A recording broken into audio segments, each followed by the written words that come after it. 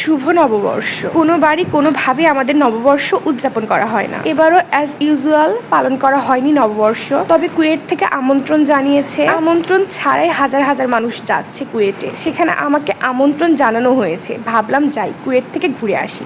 শুনেছি বিশাল আয়োজন করা হয়েছে। সকালবেলা পান্তা ইলিশের দাওয়াত ছিল, সকালবেলা যাইনি, এখন যাচ্ছি। রেডি টেডি হয়ে আমরা বের হয়ে পড়েছি। হ্যালো সবাইকে, আসসালামু আলাইকুম। ওয়েলকাম টু শিনফাস creation and also welcome to my another blog. Hopefully সবাই ভালো আছেন, আমি আলহামদুলিল্লাহ অনেক ভালো আছি। কুয়েটে ঢোকার আগে আমি অবাক হয়ে গেছি, শয়ে শয়ে মানুষ কুয়েটের ভিতরে প্রবেশ করছে।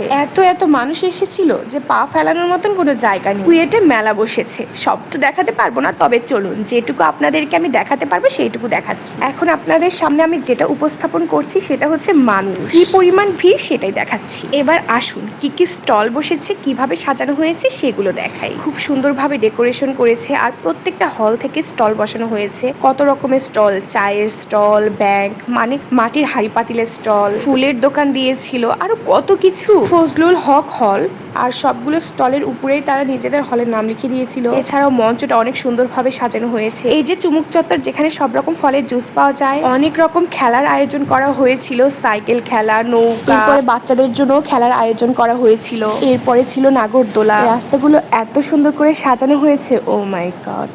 আর এত সুন্দরভাবে আলপনা দিয়েছে। ওকে, এখন চলুন আমি যে নাগরদোলাতে উঠেছিলাম সেই ফিলিংসটা আপনাদের সাথে শেয়ার করি। খুবই বাজে লেগেছে, এত আস্তে নাগরদোলাটা চলছিল। ওই যে দেখা যাচ্ছে আমার পুচ্চিটা, সবাই আদর করছে। ইয়াশফা মামুনি তার বাবার কোলে, আর এইদিকে আমি মজা করছি। পহেলা বৈশাখ এলো কি এলো না, তার আগে আমার ফেসে পিম্পল দেখা দিয়েছিল। নাগরদোলা একটু প্রবলেম হয়েছিল, অনেকক্ষণ যাবত বসে আছি কিন্তু ছাড়ছিল না। আর এইদিকে আমার মনটা আনচার করছিল বাবুর জন্য। বাবুকে তো সবাই খুব বেশি আদর করছে। ইয়াশফার যেহেতু এই প্রথম তার বাবার ক্যাম্পাসে আসা, তো ও অনেক বেশি আদর পাচ্ছিল। ভাইয়া আপুরা সবাই কোলে নিচ্ছিল। আমরা মেয়েরা সবাই নাগরদোলার এক সাইডে উঠে পড়েছি, আর এই যে ভাইয়ারা সবাই এক সাইডে হাই দিচ্ছিল। দেখুন সন্ধ্যা হয়ে গেছে, তারপরে কি পরিমাণ ভিড়। আর এখানে আমিও ভিডিও করছিলাম, এইদিকে আপুরা সবাই ভিডিও করছিল।